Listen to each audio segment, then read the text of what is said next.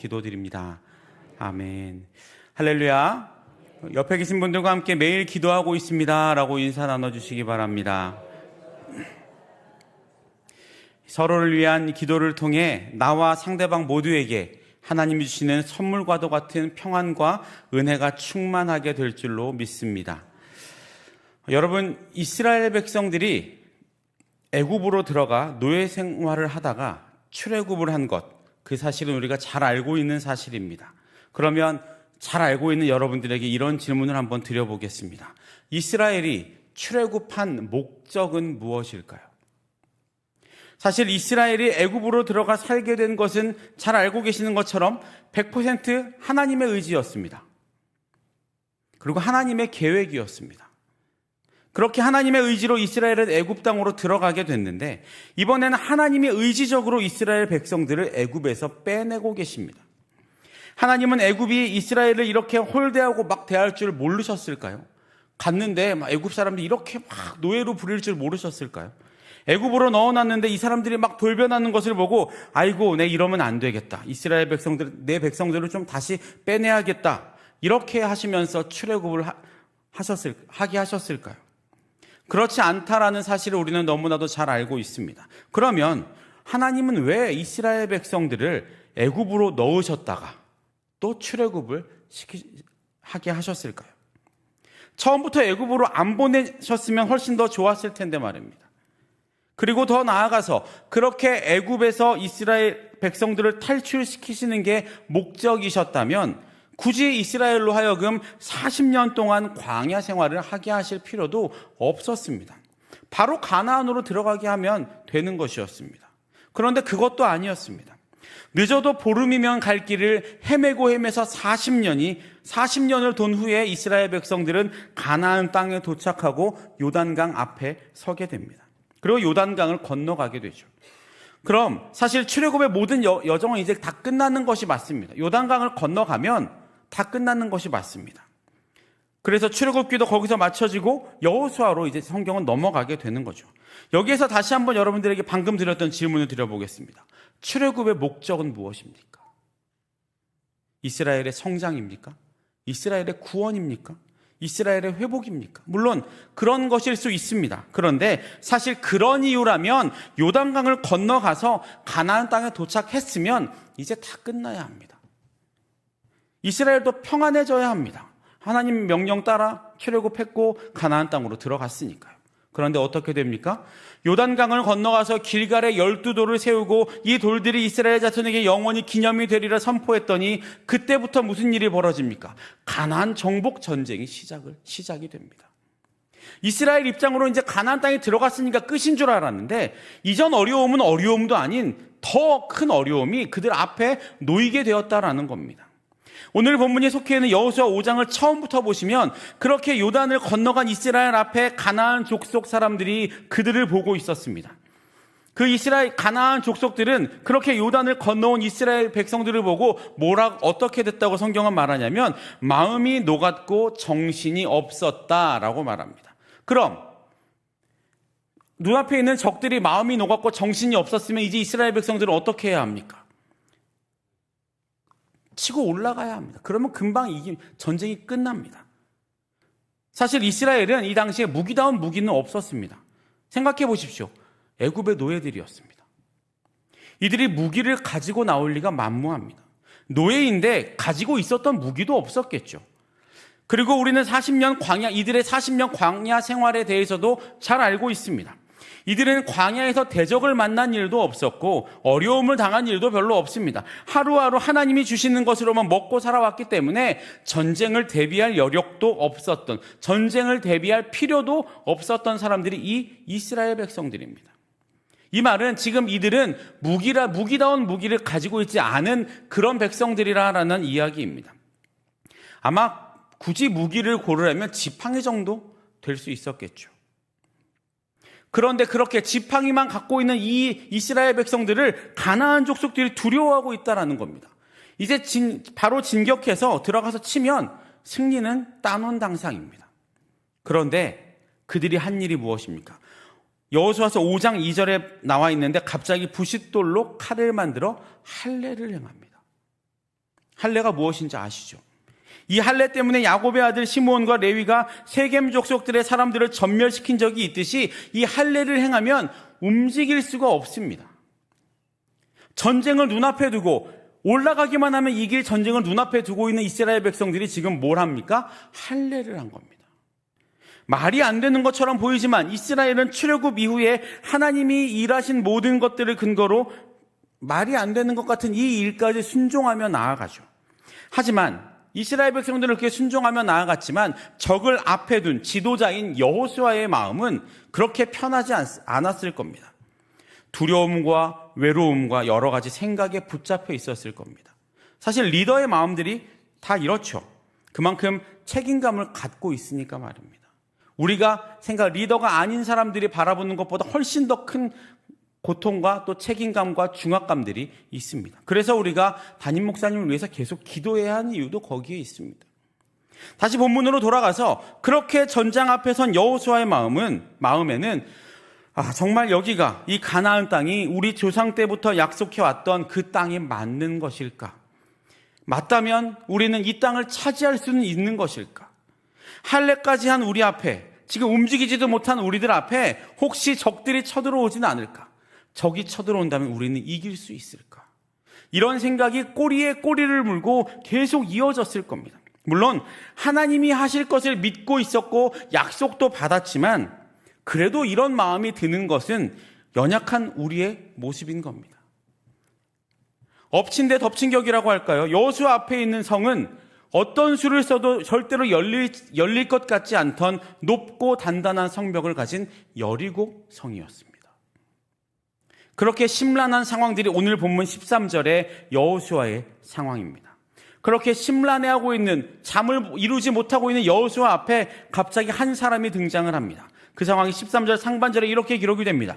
여호수아가 여리고 가까이 이르렀을 때에 눈을 들어본즉 한 사람이 칼을 빼어 손에 들고 마주 서 있는지라. 갑자기 한 사람이 여호수아 앞에 나타납니다. 한 번도 본 적이 없는 낯선 사람입니다. 그런데 그냥 서 있는 것이 아니라 칼을 빼들고 서 있었다라고 성경은 말합니다. 여호수아 입장에서는 놀랄 수밖에 없는 상황입니다. 혼자 있는데 한 사람이 등장을 했는데 칼을 들고 등장을 했으니 당연히 적으로 오해할 수 있는 상황이었겠죠. 그런 상황에서 여호수아가 그 사람에게 이런 질문을 합니다. 너는 우리를 위하느냐? 우리의 적들을 위하느냐? 이 질문, 여호수아가 지금 이 사람에게 했던 이 질문, 너는 우리를 위하느냐, 우리의 적들을 위하느냐, 이 질문이 오늘 이 설교의 핵심적인 질문입니다. 왜냐하면 여호수아의 이 질문에 지금까지 이스라엘 공동체가 광야를 걸어오면서 드러났던 모든 문제들이 다 녹아져 있기 때문이고, 더 나아가 제가 처음에 말씀드렸던 출애굽의 목적에도 연관이 되어 있기 때문입니다. 여호수아의 이 질문을 쉽게 해석을 하면, 너는 우리를 위하느냐 우리의 적들을 위하느냐, 이 질문을 쉽게 해석을 하면 이런 겁니다. 너는 우리 편이냐 적의 편이냐. 앞에서도 말씀드렸듯이 길어야 보름 정도면 들어갈 수 있는 이 길을 이스라엘 백성들은 몇 년이 걸렸습니까? 40년이 걸려서 들어갔습니다. 어찌 보면 이런 낭비가 없습니다. 이들이 왜 그런 낭비를 했습니까? 우리가 잘 알고 있듯이 이스라엘 사람들이 하나님의 백성이고 자녀임에도 불구하고 중요할 때마다 그들의 마음 깊은 곳에 하나님을 주인으로 모신 적이 없기 때문이었습니다.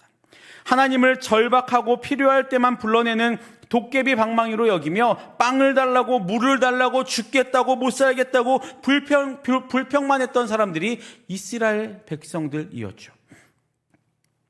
그럴 때마다 하나님이 정말 은혜와 자비로 그들을 보듬어 주시고 그들을 안아주시고 그들의 그 모든 소원들을 들어서 응답해 주셨지만, 그때만 마음을 돌이켰다가 또 금방 마음을 바꾸고 우상을 섬기고 하나님의 말을 안 듣고 대들었던 사람들이 바로 이스라엘 사람들이었습니다.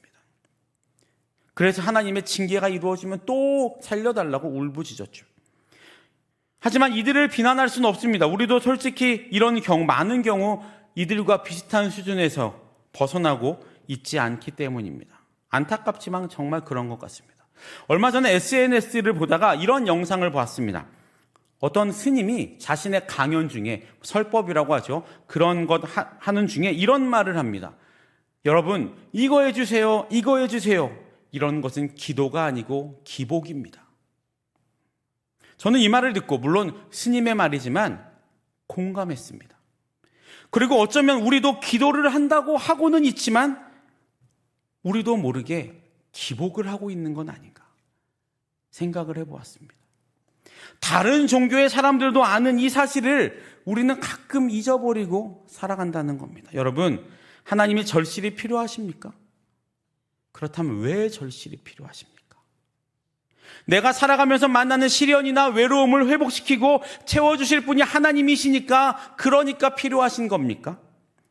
여호수아가 어떤 사람을 만나서 던진 이 질문, 너는 우리를 위하느냐, 우리의 대적을 위하느냐에는 이 모든 것에 대한 근본적인 생각들이 다 녹아져 있는 질문이고, 사실 우리도 이런 질문을 하면서 지금 신앙생활을 해 나아가고 있습니다.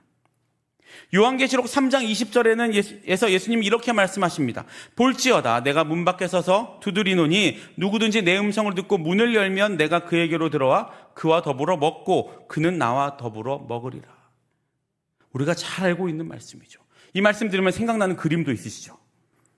그 그림에 잘 한번 기억해 보십시오. 그 그림에 어떤 특징이 있습니까? 기억나십니까? 문에 문고리가 없죠. 다 알고 계시는 이야기입니다. 그런데 여러분, 중요한 것을 우리가 발견해야 할 것이 있는데, 요한계시록의 이 말씀, 지금 요한계시록 3장 20절에 있는 이 말씀은 누구에게 하신 말씀입니까?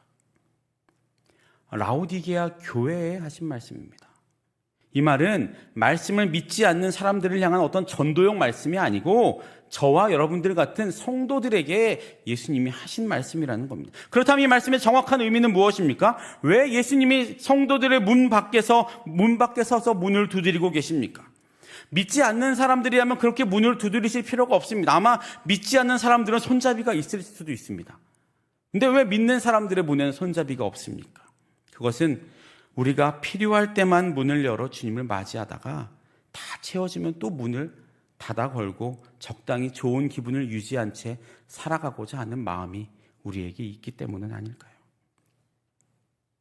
여기에서 이 말씀을 드리는 이유는 내 편입니까? 남의 편입니까? 라는 이 질문을 던지고 있는 우리의 모습이 필요할 때만 문을 여는 라오디게아 교인들의 모습과 비슷하기 때문입니다.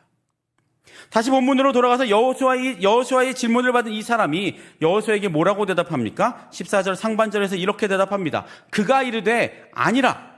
뭐가 아니라고 하는 겁니까?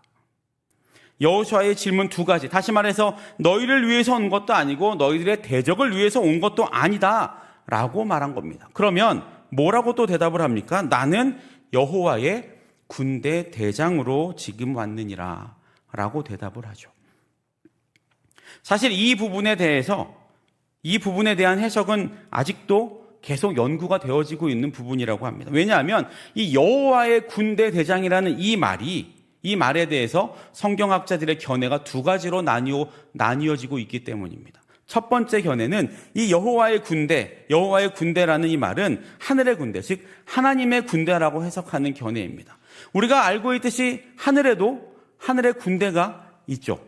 그래서 예수님께서도 칼을 빼어든 제자들에게 칼을 거두어라. 너는 내가 내 아버지께 구하여 지금 12군단도 되는 천사를 보내시게 할 수 없는 줄로 아느냐라고 말씀을 하셨고, 열왕기 하에서도 이스라엘 백성들을 도와주기 위해서 하나님께서 하늘의 군대를 동원해서 적들을 쫓아내신 기록도 분명히 있습니다. 그래서 그 사람이 여호와의 군대 대장으로 왔다. 오늘 본문에서 그렇게 말하고 있는 것은 첫 번째 견해대로 해석을 한다면 하늘의 군대를 동원해서 여리고 전투를 앞에 둔 이스라엘 백성들을 도와주기 위해 지원군으로 내가 왔다라고 해석을 할 수 있습니다. 또 한 가지 견해는 이 여호와의 군대가 하늘의 군대가 아니고 이스라엘 백성이다라고 하는 견해입니다. 출애굽기 12장 40절과 41절에는 이런 말씀이 기록이 되어 있습니다. 이스라엘 자손이 애굽에 거주한 지 430년이라 430년이 끝나는 그날에 여호와의 군대가 다 애굽 땅에서 나왔은즉. 여기에서 말하는 여호와의 군대는 누구입니까? 이스라엘 백성들입니다. 출애굽한 이스라엘 백성들이 오늘 성경 출애굽기 12장에선 그들을 여호와의 군대다라고 말을 하고 있다는 겁니다. 저는 오늘 이 방금 이 본문을 두 번째 견해인 여호와의 군대가 이스라엘인 것을 바탕으로 말씀을 좀 드려보려고 합니다. 다시 본문으로 돌아가서 14절에서 말하는 여호와의 군대를 이스라엘로 놓고 다시 14절을 보면 지금 여호수아 앞에 나타난 이 사람이 정확히 어떤 존재인지 알 수는 없지만 이 사람은 여호와의 군대, 즉 이스라엘의 군대 대장으로 왔다라고 말하고 있는 겁니다. 더 쉽게 말하면 이제 내가 너희들의 대장이 되어서 너희 앞에 있는 전쟁을 지휘할 것이다 라고 이 사람이 말하는 것으로 또 볼 수 있습니다. 그 말을 들은 여호수아는 이제 자신이 조금 전에 했던 그 질문, 당신은 누구 편입니까? 라는 이 질문이 얼마나 어리석은 질문인지를 발견하게 됩니다.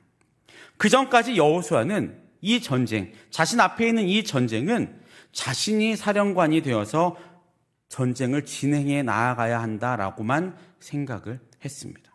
그래서 나타난 그 사람에게 당신 누구 편입니까? 라고 물어본 겁니다. 우리도 마찬가지 아닙니까? 어떤 상황이든 우리는 우리가 무엇인가를 해결해야 한다고 생각해서 네 편, 내 편으로 나눌 때가 참 많이 있습니다.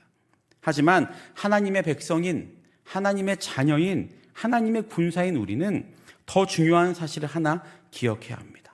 그것은 네 편, 내 편보다 더 중요한 한 가지 사실은 하나님이 인도하신다는 겁니다. 내 편이요 저쪽 편이요 하는 여호수아의 질문에 하나님은 지금 여호수아야, 지금 이 전쟁, 네 앞에 있는 이 전쟁은 네가 전략을 짜서 전쟁을 하는 것도 아니고 네가 지휘관이 되어서 책임을 져야 하는 전쟁도 아니다. 너희 눈앞에 있는 이 전쟁은 나에게 속한 전쟁이다 라고 말씀해주고 계시는 겁니다. 그 말을 들은 여호수아가 이제 어떻게 합니까?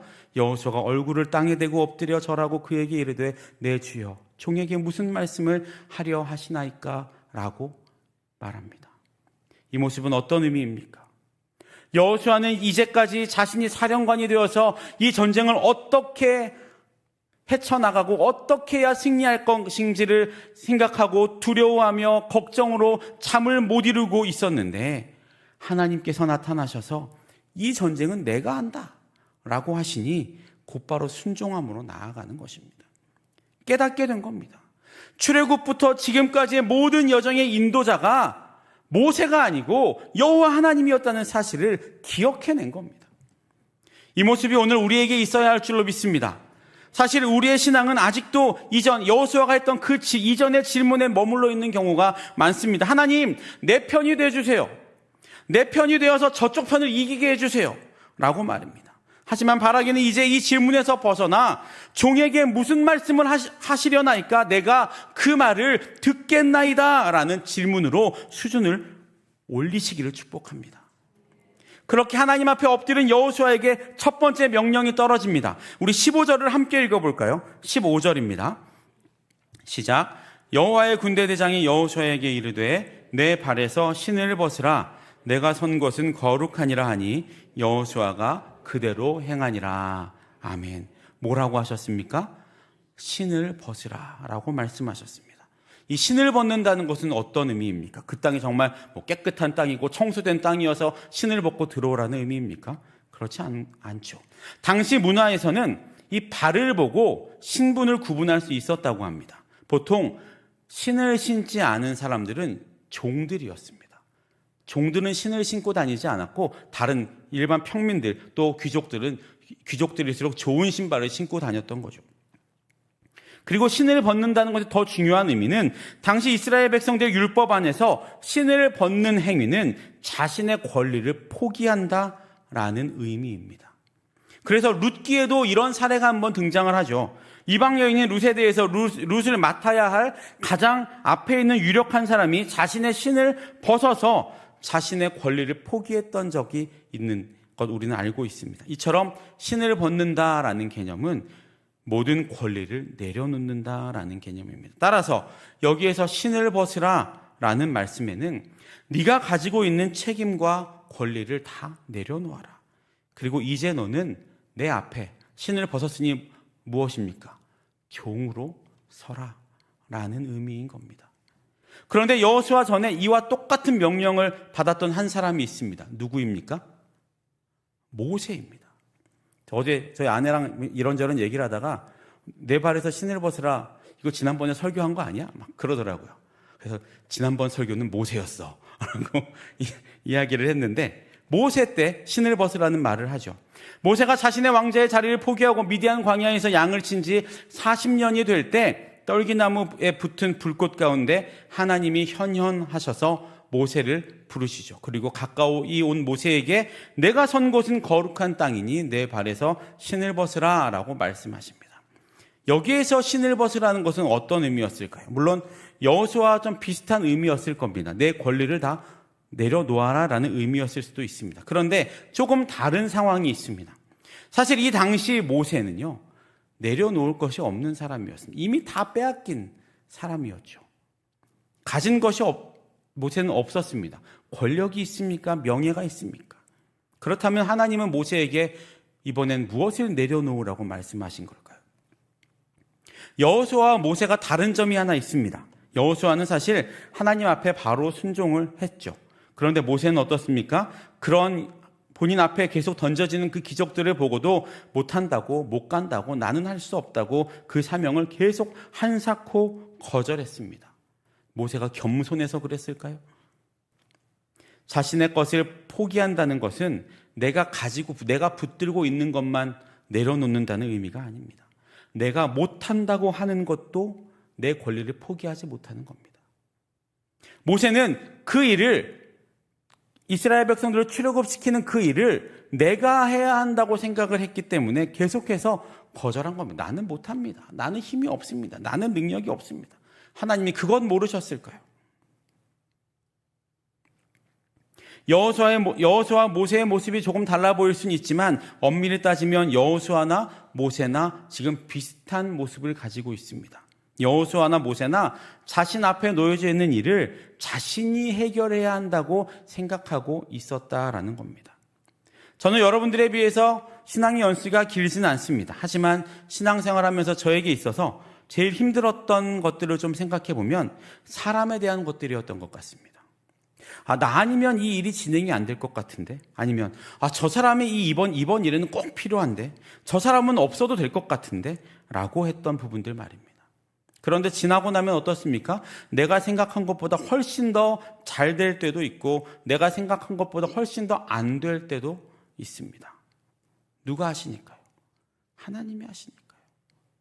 내가 보기에는 잘 안 된 것처럼 보이지만 하나님의 눈에는 그렇지 않았던 것인데 우리가 보기에는 이번 일은 잘 안 됐어 라고 이야기를 하게 되는 거죠. 모든 일의 시종은 하나님의 권한입니다.